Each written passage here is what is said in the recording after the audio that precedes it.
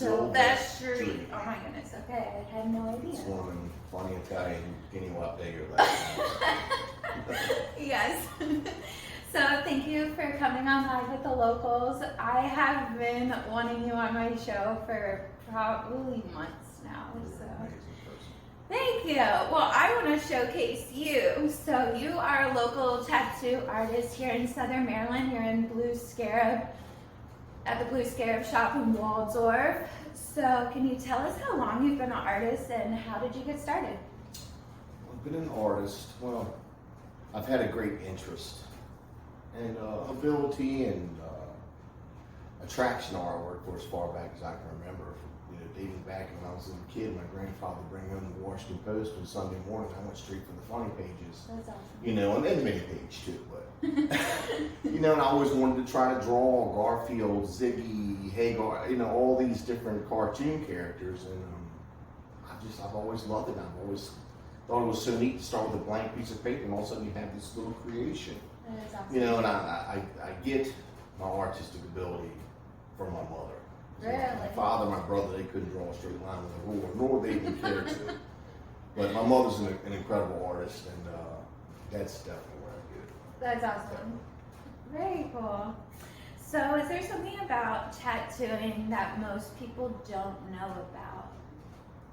It's so vague, it could go any direction. Well, tattooing is a team effort. It not only is the artist doing it and is performing the procedure important in their abilities, but also the person getting the procedure done, sitting still, being relaxed. You also got to think about feasibility of tattoos. Some things are too small. You can't just put on. A lot of stuff you can put on paper, you can't put in the skin. Mm-hmm. You know, because over time, you know, you really have to think about the lifespan, the shelf life of the tattoo. If you do something too small, too busy, too small, every year it's going to be a blob. Yeah. And it's your name on that tattoo. Yeah. You know what I mean? Tattooing is, there's no standard tattoo machine or standard red.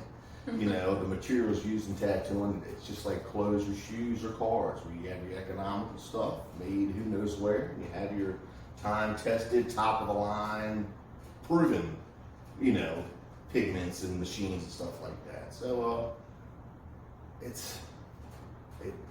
you're going to get out of what you're willing to put into it. You know, time, materials. There is a difference between a tattoo that looks okay and a tattoo that really looks amazing. Oh yeah, absolutely. You know, there's it's just the effort, the time and effort that people are willing, that the tattoo artists are willing to put into it, you know, to make it that much more believable, that much more appealing and eye-catching.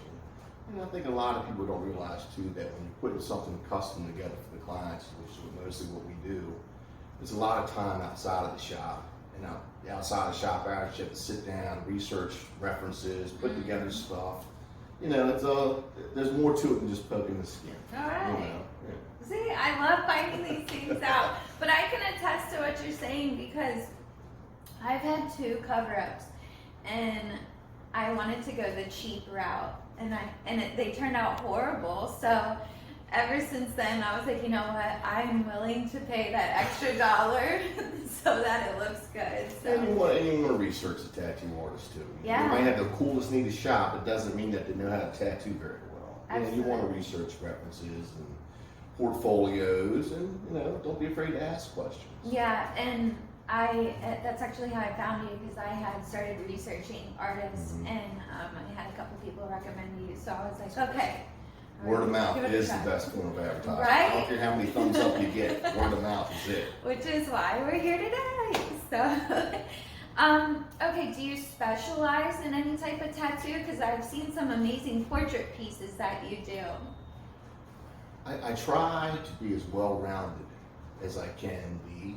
I think as an artist, you're always going to gravitate towards something that you do really well in. And I think that once you acquire the ability to do a certain style, whether it's black and gray or something, or color, that you're good in, then to help you grow as an artist, focus on what you're not so good at. If anybody knows that you can use improvement in areas, it's yourself.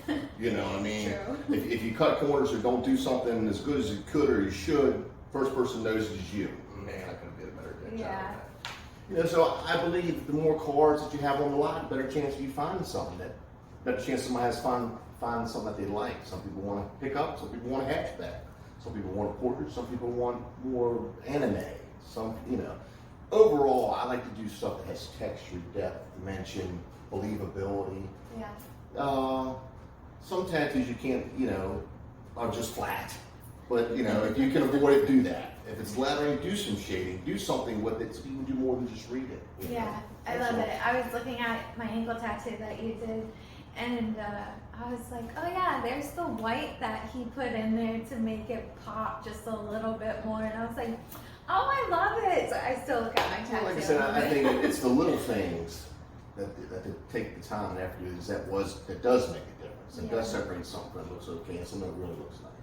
Yeah, it definitely shows your experience too, because with shading and adding like those little extra details to it takes time. And if you were tattooing me, I want you to put as much effort into it too. You don't want that.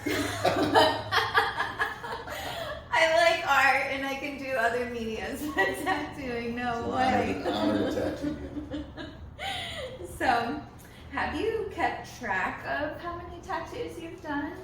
Not my entire career, but I have kind of kept track for the past 20 years or so. And average between 450, 625 times I sit down and tattoo annually. Wow. Sometimes it's one person with big projects, it's multiple sittings. Yeah. So I really don't count the amount of tattoos, just how many times I sit down and tattoo. Oh, okay. You know? Still, that's quite a bit. Yeah. Absolutely. Yeah. Would you say that when you sit down for more than 2 hours at a time, does it also hurt your back as much as the other person sitting in the chair?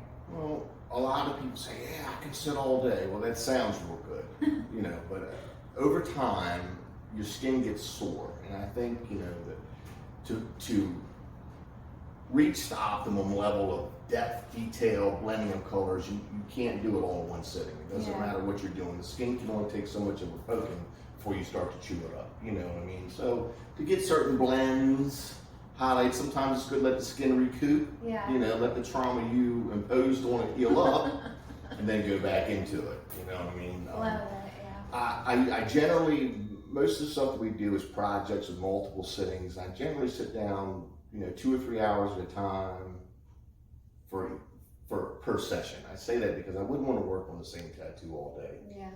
No more than I'd want to listen to the same song all day, because you're going to lose focus and it's going to show in your work. You know, I believe that. And like I said, after a while, people just get sore. They've had enough. They've had their fill. 2 hours is my limit. That's when I'm like, okay, can we just do the rest and later? there are a couple exceptions to the rule. People are just tougher than nails. You know? See, more stuff you don't know about a tattoo artist. Mm-hmm. So, before we tell the the viewers where they can find you, tell us something you're grateful for. I wouldn't know where to begin with that. I try to live with as much gratitude as I can every day. It keeps me humble and keeps me focused on, you know, what I'm blessed with, what I have in this life, rather than focusing on what I wish I had. You know, I'm very grateful for my faith. I'm very grateful for my family. Being an American, having the opportunity to sail my own destiny, you know, to do something that I love to do. And I'm very grateful for the people, the hundreds of people that I see regularly that give me the opportunity to tattoo them. Yeah. It's very special to me. It is a tremendous gift and an opportunity. It doesn't come very often to many people. I don't forget that. So, you know, it's a big part of my life, a big passion in my life. And as long as I can sit up straight, see straight, my 2 hands work, I'm gonna keep doing it till I can't do that anymore. Yeah, that was actually gonna be one of my questions, is how long do you plan on doing this? Well, So I don't have any faith in the thing called Social Security or anything like that. So I'm just gonna do it as long as I'm allowed, you know, and capable. You know, it's a big passion in my life. You know, I love it. Yeah, it definitely shows in your work. So, where can the viewers find you, Bobby? Blue Scarab Tattoos and Body Piercing. It's 3314 Leonardtown Road in Waldorf, Maryland. We've been here since 2004, 18 years this month. You can reach us on Facebook and Instagram or email bluescarab-tattoos.com. And our doors are always open. You can come by anytime if you want to shoot a question at us or want some input, some suggestions. You know, I'm certain that between myself and the people we have working here, you know, we can put together anything. You know. Absolutely, Yeah. I agree. Well, thank you for being on Live with the Locals today, and I have no doubt a lot of people will be watching this video. Well, thank you so much for the opportunity. You're welcome.